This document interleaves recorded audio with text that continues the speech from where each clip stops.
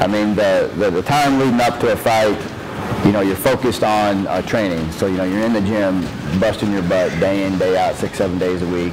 You know, everything's focused on that fight because you know once you get in that cage, it's, you know, a fight's about to happen. And so you got to do the best you can so you don't get hurt and hopefully win. Fight day, you know, gets kind of nervous. You know, everybody gets nervous. Even the top level UFC fighters get nervous.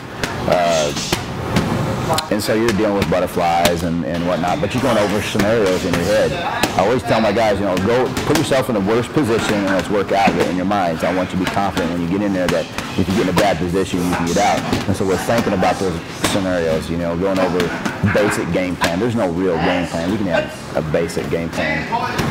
But once that door closes, all those butterflies go away, and now it's a fight. And now you're going to perform.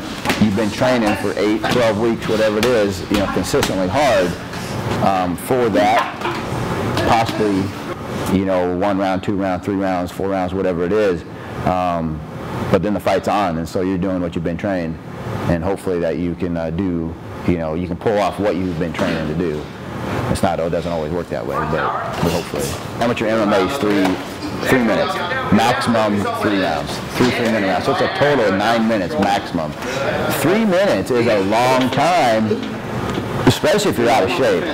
If you step in the cage and you're out of shape and you're sucking wind after a minute, man, those last 2 minutes can be grueling and painful, and you just want the round to be over, you know. But sometimes, you know, time kind of slows down. It just seems like time can go really slow. It's just a mental perception. But I've talked to other people that say that time goes really fast. But for most people, it's like it can like drag on. You know, because it's because someone's trying to hit you and kick you and hurt you. You know, it's like 3 minutes can almost feel like 10 minutes. You know, so but you know, the more you practice, you know, your rounds in training.